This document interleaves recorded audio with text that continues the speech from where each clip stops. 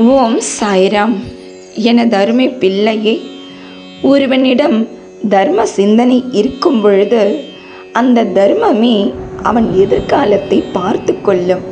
ஏனென்றால் ஒரு மனிதன் என்ன பிரார்த்தனை செய்தாலும், எத்தனை மந்திரங்கள் ஏற்றினாலும், எத்தனை அபிஷேகங்கள் யாகங்கள் பல செய்தாலும் கூட அவனிடம் உதவும் குணம் இல்லை என்றால் இறைவனின் அருளை பெறுவது மிகவும் கடினம்.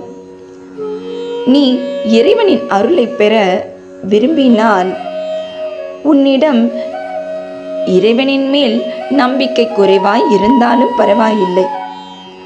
ஆனால் தர்ம குணம், பிறருக்கு உதவும் குணம் இருந்துவிட்டாலே போதும். நீ இறைவனை தேட வேண்டியதில்லை.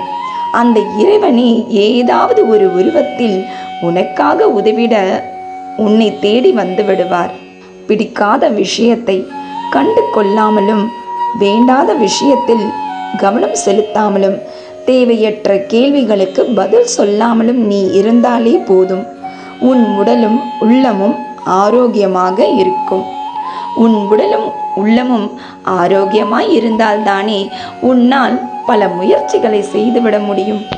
உன் கவலைகளை, துக்கங்களை, அவமானங்களை, தோல்விகளை முழுவதுமாக நீ துடித்திருந்தால்தான் உனக்கான நிம்மதியையும் சந்தோஷத்தையும் கௌரவத்தையும் வெற்றியையும் அந்த இறைவன் உனக்காக தந்து விடுவார்.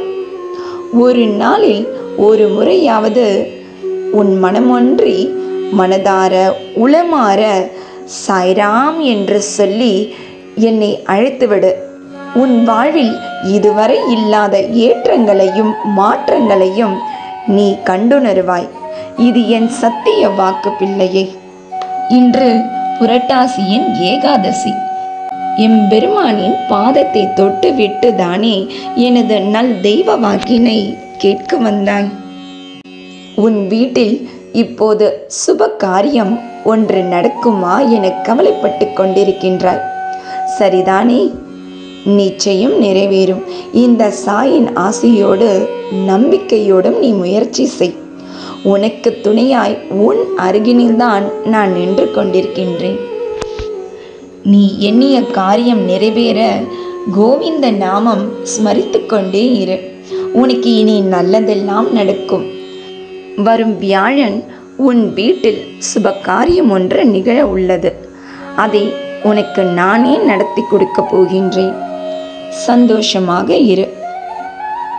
இன்றும் என்றும் என்றென்றும் உன் சாயப்பா உன்னோடு. வாழ்க வையகம், வாழ்க வளமுடன். ஜெய் சாய்ராம்.